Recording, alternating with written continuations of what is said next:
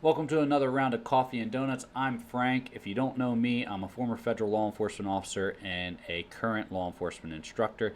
And this is Coffee and Donuts, where I answer your questions about the police hiring process and do everything I can to assist you throughout this arduous yet very rewarding career. Let's discuss.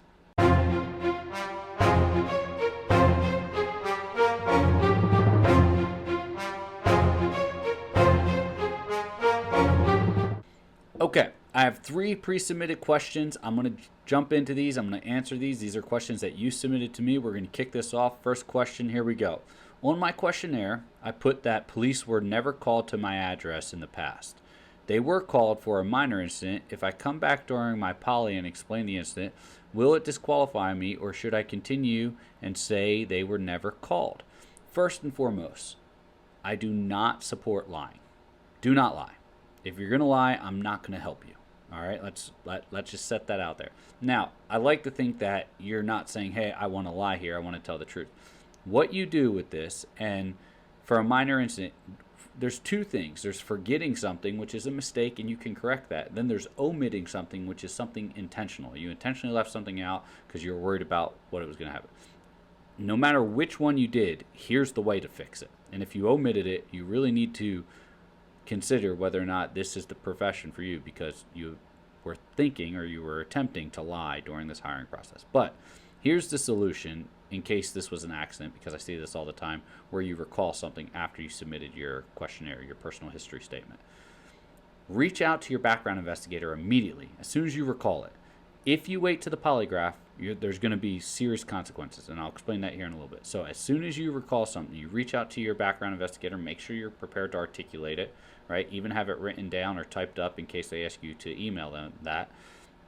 And you say, "Hey, sir, ma'am, I apologize. I just recalled. I marked that law enforcement never responded to my house. They have responded to my house," and articulate the situation to them. "I apologize. It just popped back in my head. Here it is." And then they can choose whether or not to believe you or not, but that's the issue. Now, if you wait all the way to the polygraph and then you disclose it, they're going to hit you with admission after the fact, which means they're going to say, "Hey, you got so worried about getting caught lying that you admitted to it, but not until a substantial amount of time passed and after you were pressured on it." So admission after the fact, which then you will get immediately DQ'd, and that will have negative effects for every department you apply to moving forward for the rest of your life. Just so you know. All right, lying is something, once you're caught lying, we do not tolerate it. It's as we shouldn't. It's not ideal. Don't do it. If you try to continue to hide it, first of all, that's lying and omission, which technically when you sign your documents, you say that you understand that omission is a criminal offense and you're subject to any penalties, fines, and or imprisonment that may go with it. So keep that in mind, right? Because you're signing a government form when you sign that, and you're saying, "Hey, I'm going to tell the truth." But then when they find out during the polygraph, and they will, you're going to fail a polygraph, and then depending on what you say and how you say it, once again, you might get hit with omission, which is worse than admission after the fact, right?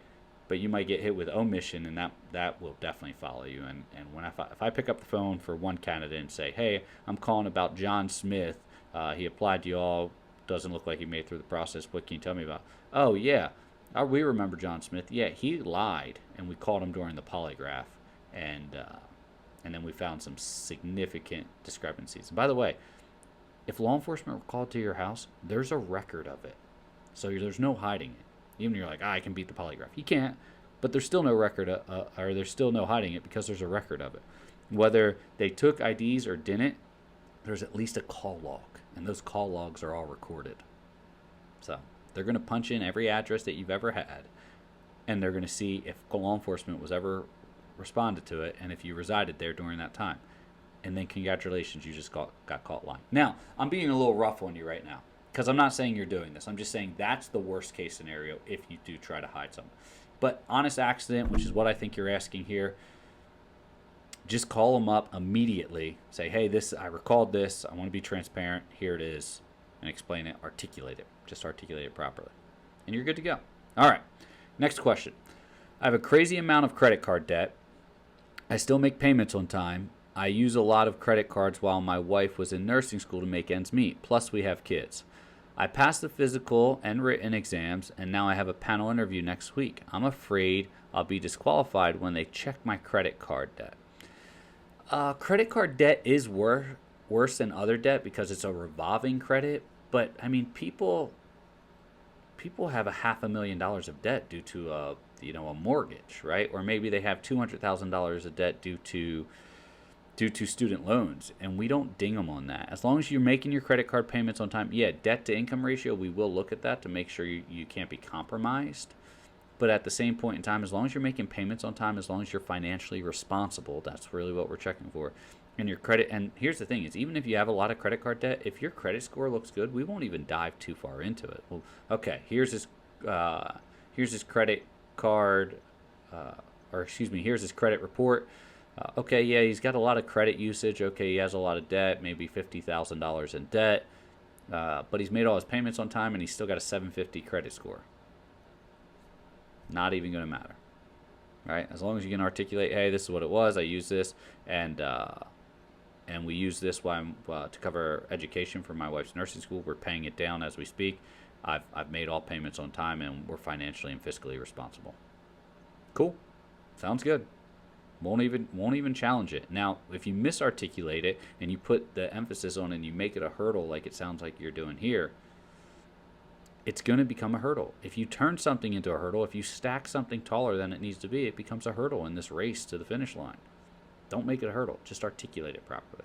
If you need help with that, reach out. We can help you. But that's what I'm telling you is don't make something a bigger hurdle than it needs to be. Don't put it up on a pedestal to the point where you're displaying it for everyone, and it doesn't even need to be there because most people wouldn't care. So that's that one. Okay. Last question. What can I do if I've been being detained for not Okay, I got this. What can I do if I've been denied for not being qualified enough, and should I try a different agency? If so, when? I love this question. So you've been denied for an agency and they gave you a little bit of information. Obviously, you don't know if it's factual or not. They might have just said whatever they said to get you off the phone or out of their ear. But they said, hey, you're not qualified enough. Now, there's a difference between not meeting qualifications and not being qualified enough, or there being more qualified candidates, which is what it sounds like. It sounds like there was just more qualified candidates in this hiring announcement, this particular hiring cycle, right? You could technically reapply to that department and get on. I do not recommend that. That's at least not immediately, right? Lateral over to them later on after you're hired on with a different department. But so now there's a difference between not being qualified, which means if they say, hey, no major substance use within the last 3 years and you've used a major substance, you don't meet qualifications, right? If they say you have to have a college degree and you don't have a college degree, you don't meet qualifications. You need to make sure when you're doing your department audit, number two, your department audit, the two parts of it is obtainable, right? Is that department obtainable and currently hiring, and you're willing to commute or relocate to it if you have to?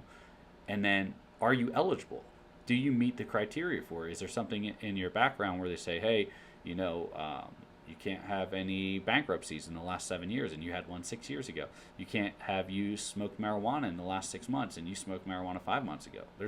That's being not eligible, but this says not qualified.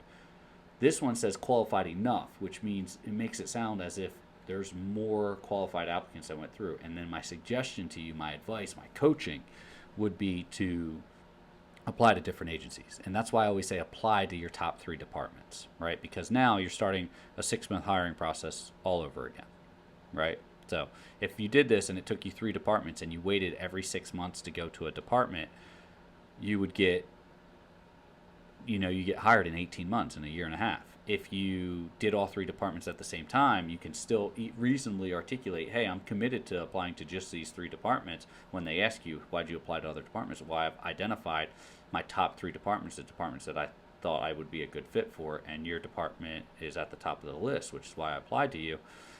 But it's still reasonable enough that if this department tells you no, you can still be hired in a 6-month time frame and start your career a whole year earlier and start an entire benefits, start an entire year's salary a year earlier.